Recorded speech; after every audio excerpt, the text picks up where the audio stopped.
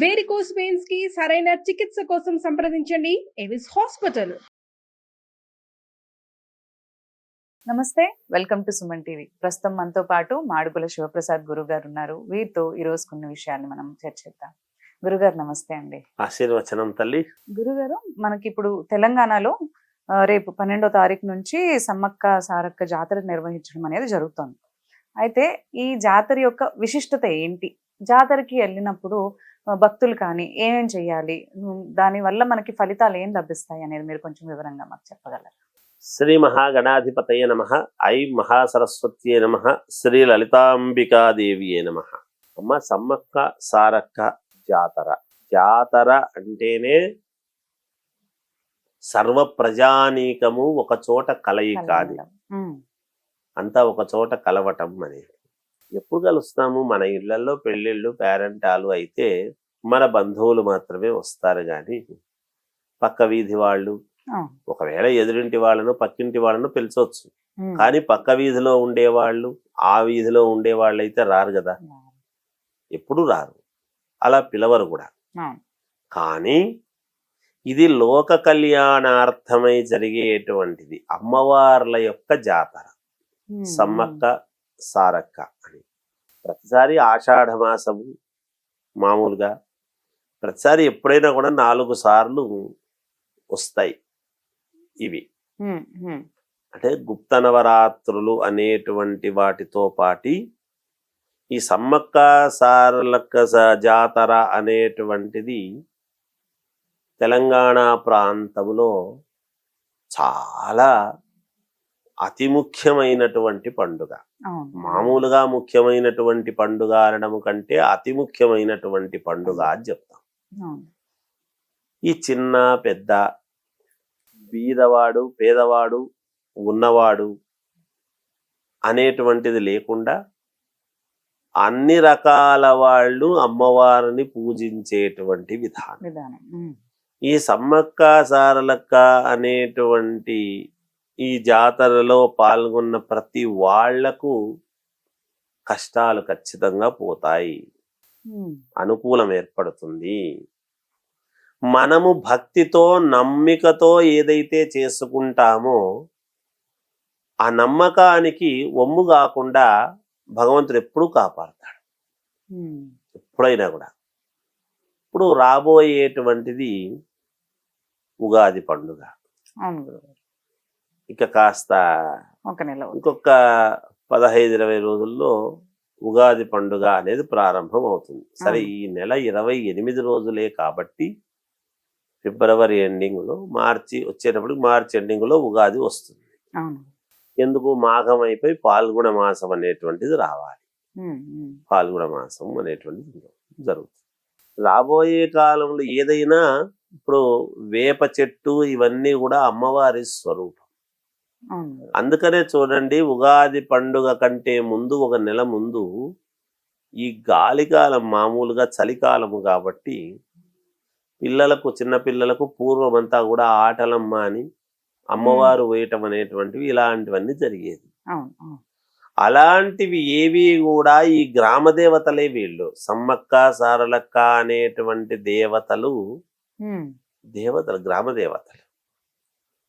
వీళ్ళని ఎప్పుడైతే మనము పరమ భక్తితో, ఆర్తితో, చిత్తశుద్ధితో మనము ఈ యొక్క జాతరలో పాల్గొంటామో ఖచ్చితముగా మేలు జరుగుతుంది. అక్కడ మనం చూస్తూ ఉంటాము కదమ్మా, ప్రతిసారి కూడా సమ్మక్క సారలక్క గద్దెలు అని పెట్టి అక్కడ ఏదో బెల్లము అది ఇవన్నీ కూడా ఇవ్వటము చేయటము.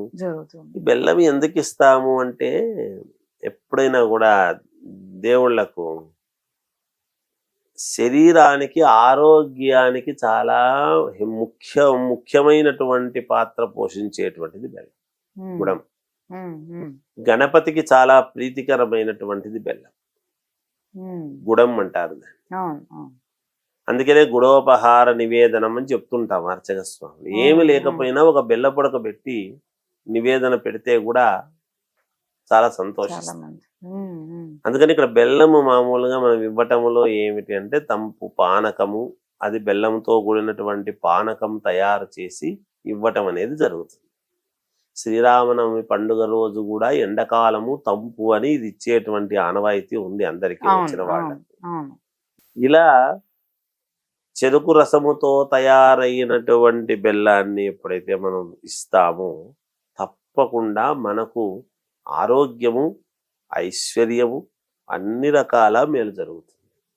అందుకే షుగర్ ఉండేటువంటి వాళ్ళు కూడా బెల్లం తినొచ్చు కానీ చక్కెర తినొద్దండి అని చెప్తారు. అంటే బెల్లం తిన్న దాని వల్ల ఎంత బెల్లం తిన్నా తీపి తిన్నా ఏం కాదు, షుగర్ లెవెల్ పెరగవు. అందుకోసం చెప్తారు. ఇది మామూలుగా డాక్టర్లు కూడా సూచిస్తారు. ఇక్కడ సమ్మక్క సారలక్క విషయానికి వచ్చేటప్పటికి ఏమవుతుంది అంటే మనం చేసుకునే విధానాన్ని బట్టి ఇప్పుడు ఇంకా పండుగ రాబోతుంది కాబట్టి ఈ పౌర్ణమి మామూలుగా మహామాఘి అనేటువంటి మాఘమాసము మాఘశుద్ధ పౌర్ణమి అనేటువంటి మాఘ పౌర్ణమి కాబట్టి మాఘమాసం యొక్క పౌర్ణమి నాటి నుంచి 4 రోజుల పాటు 12, 13, 14, 15 ఈ మినీ జాతర అనేటువంటిది ఒకటి పెట్టుకొని చేయడం అనేది జరుగుతుంది. ఎందుకు? ఇంకా మళ్ళీ అమావాస్య ఇది వచ్చిన తర్వాత మళ్ళా వెంటనే తర్వాత తొందరలో ఉగాది పండుగ రాబోతున్నది. అందువలన ఈ మాఘమాసంలో ఎప్పుడూ కూడా ఇవి చేసుకుంటే ఇవన్నీ ఎందుకు వచ్చినాయి అంటే ఎప్పుడైతే గ్రామాలలో గ్రామ దేవతలను మనం ఎప్పుడైతే పూజించుకుంటామో వ్యాపారాలు బాగా జరగడానికి, పంటలు బాగా పండటానికి, ఆడపిల్లలు తొందరగా కళ్యాణం కావాలి అంటే గాని, ఉద్యోగాలు రావాలనుకునేటువంటి వాళ్ళకి కానీ, దీర్ఘకాలికమైనటువంటి రోగాలు ఏవైతే మనము లోపల ఉంటాయో అవి పోవడానికి సర్వము అన్ని రకాల ఉపయోగపడేటువంటివి ఇవి జాతరలు అని. ఆ జాతరలో పాల్గొనాలి, వెళ్ళాలి, అందరము వెళ్ళి అమ్మవారిని అక్కడ చేసుకొని దర్శనం చేసుకొని మన వంతు అమ్మవారికి ఇవ్వవలసినటువంటిది ఇచ్చి రావాలి అని. పూర్వము ఉన్నప్పుడంతా ఇట్లాంటివే కదా ఉన్నాయి. ఇప్పుడు అన్ని ఏవేవో వేరే వచ్చినాయి పరిహారాలు, అవి ఇవన్నీ మనం అన్ని ఉన్నవాళ్ళు చేసుకుంటున్నారు. లేని వాళ్ళ పరిస్థితి ఏమిటి అనేది కూడా ఆలోచన చేయాలి కదా. అందువలన ఏదైనా దైవ పూజ ఉన్నంతలో మనం చేసుకోవటం అనేటువంటిది సహజముగా చేసుకుంటారు.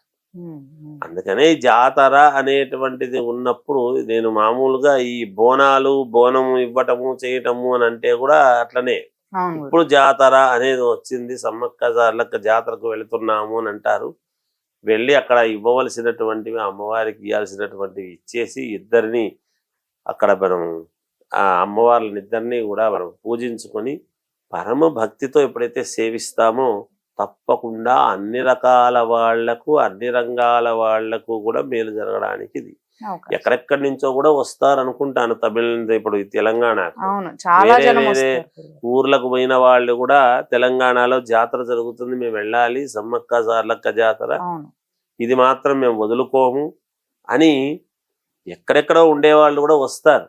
అందుకే ప్రభుత్వాలు కూడా చాలా పెద్ద ఎత్తున దానికి కావాల్సినటువంటి ఏర్పాట్లు అన్ని కూడా చేసి వచ్చినటువంటి భక్తులకు వాళ్లకు వీళ్లకు ఎటువంటి ఇబ్బందులు లేకుండా చేయటం అనేటువంటిది కూడా చూస్తూ ఉంటారు. ఇవన్నీ కూడా పాటిస్తుంటారు.